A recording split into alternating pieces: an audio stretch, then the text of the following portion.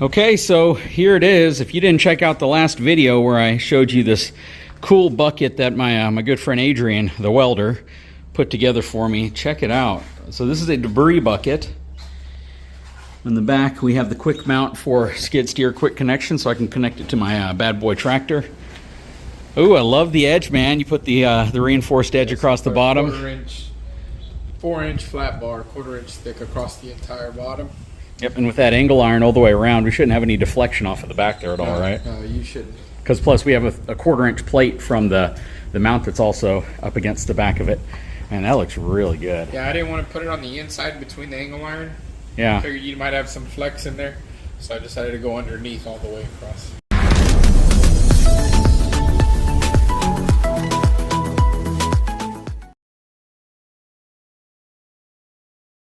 So, you make barbecue pits, you make other really cool things, you've just a lot of custom stuff, you do oil field inspection, all of that stuff.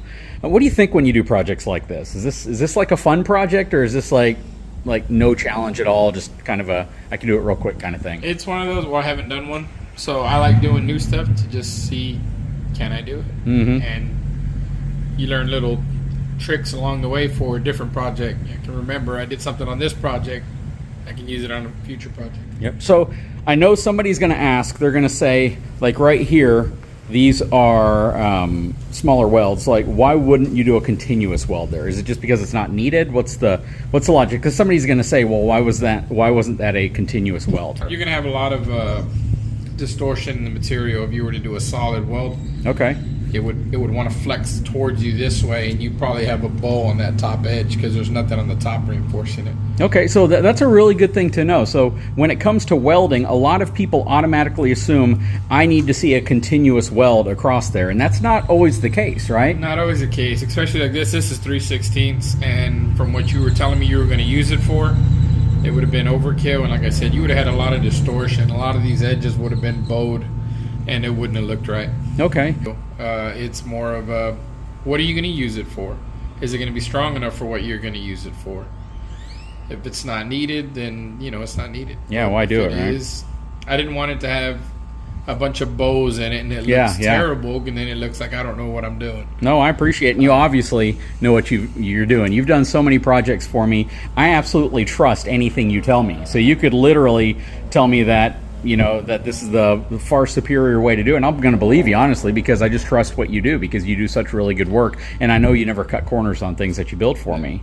And also, it's not just stitched in the front underneath, it's on the back side as well. I did stitch welding all the way down it. Very good.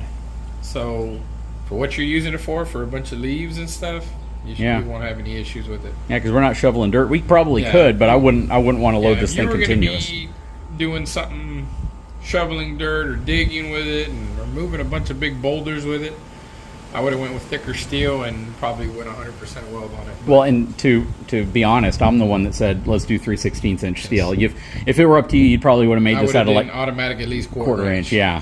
But I needed it light. That's the key. My tractor's not super heavy duty, but this is going to be perfect. Yeah, let's spin this thing around so we can get the tractor hooked up to it. Okay, so you can see the skid steer quick release mount we have on the back, and this is also 1/4 inch thick piece of steel. You can actually see it right here. That's been welded there, and he's got stitch welded on the sides, down the center, and on the top. And you'll have it underneath as well. You're going to have stitch welding here, and then here in this middle part, and along in that same thing. This was no challenge for you at all, was it? No, it was.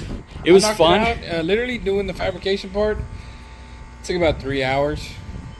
I was able to put everything together, weld it out. What was fun was when I got to draw on my CAD program a 4x6 piece of steel and then try to make as many pieces fit into that one piece of steel as possible.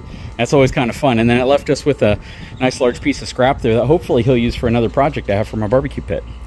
Very, very cool though. Let's get this thing connected to the tractor so we can get it loaded up and out of his hair.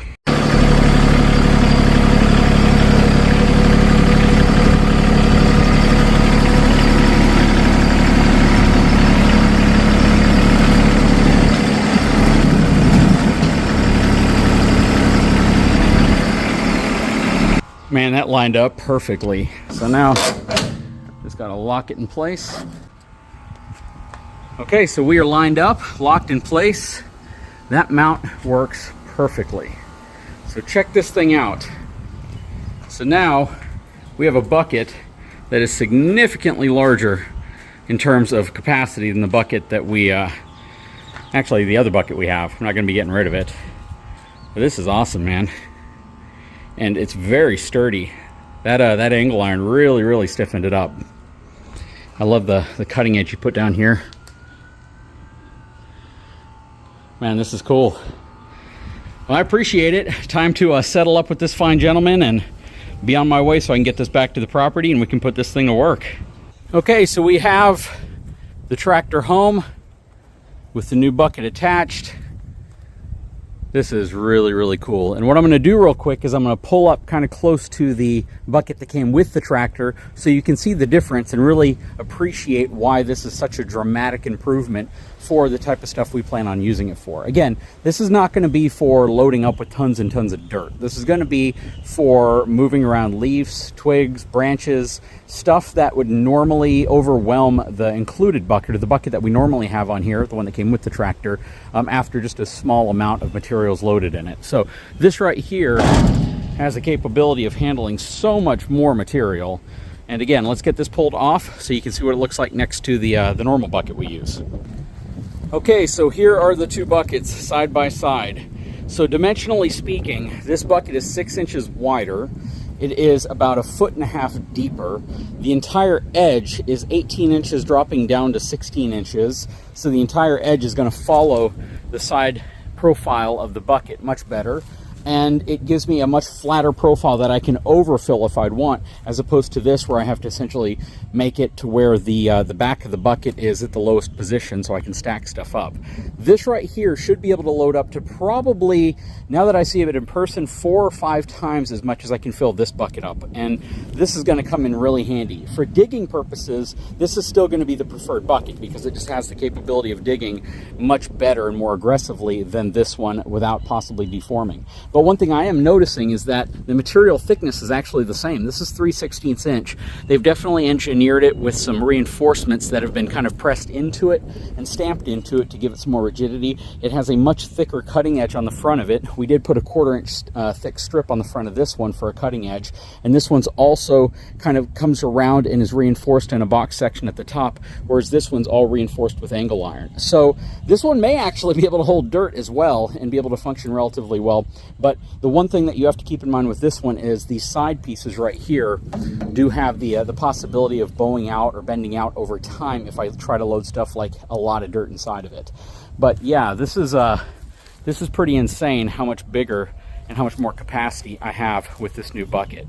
That is very cool. And I'll pull up real quick to some of the material that we actually plan on loading in here so you can see just how cool this thing really is.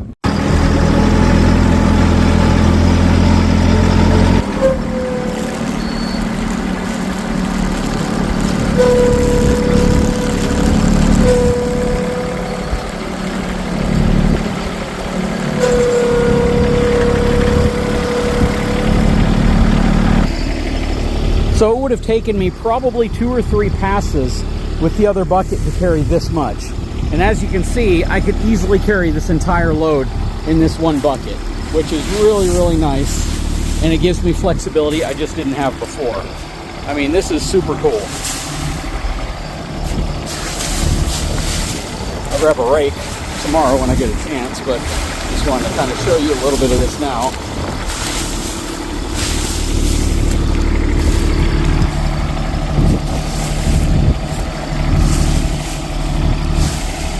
Check that out. One scoop, and I pretty much have this entire pile. So I scooped up most of this, and as you can see, the bucket's not even half full.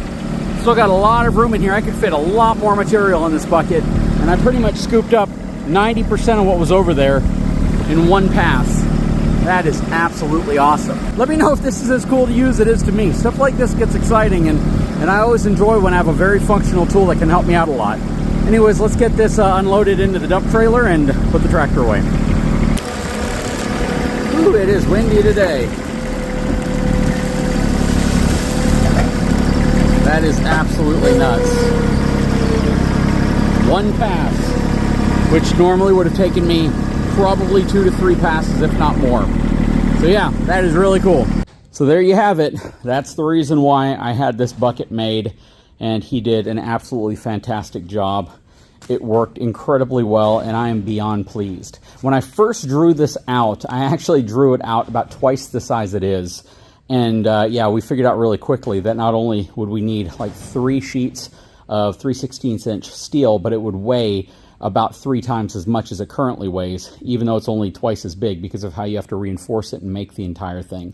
So I drew it back up, again, basically using the CAD program, 4x8 sheet of 3/16 inch material, and I think I said 3/16 earlier, but yeah, this is 3/16 inch material. Basically how we're able to make this entire thing out of one sheet, except for the fact that I had to get this mount, and I purchased this off of Amazon. It was actually about $100, $110 in that range. It really wasn't that expensive to get the quick release mount that I needed, and it's on its own 1/4 inch thick plate of steel, so it actually added reinforcement to the back of this just by putting that on here. But the rest of this is absolutely phenomenal. This is just a really, really phenomenal build for me. And again, it's just going to have so many great applications out here, and it's going to be really useful, saving a lot of time whenever it comes time to clean up the leaves, which is a big deal out here because if you don't, it's going to kill all your grass.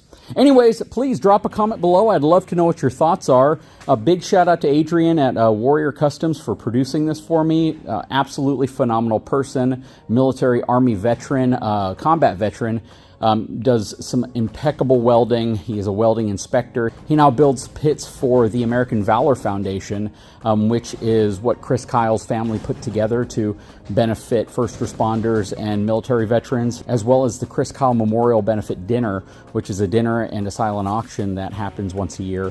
And that's also a really cool event that also benefits veterans as well. So really great guy. I'm glad he was able to schedule me in for this. I did not get this for free. I wouldn't have allowed him to make it for free. I paid for the materials and I paid labor for all of it, and I paid what he asked. I'm pretty dang grateful for the service he's put in and the work he does and the amount of time and craftsmanship he puts into what he does, and I'm never going to try to rip him off on that. Anyways, really, really cool. Absolutely love it. We're going to put it to work, and the first time we really put it to work, I'll definitely make some content on it. For those of you who are into my homesteading style content and using the tractors and zero turns and all the other stuff. Anyways, guys, if you haven't had a chance, please take a moment, subscribe to the channel, give me a thumbs up, and we'll talk to you again very soon.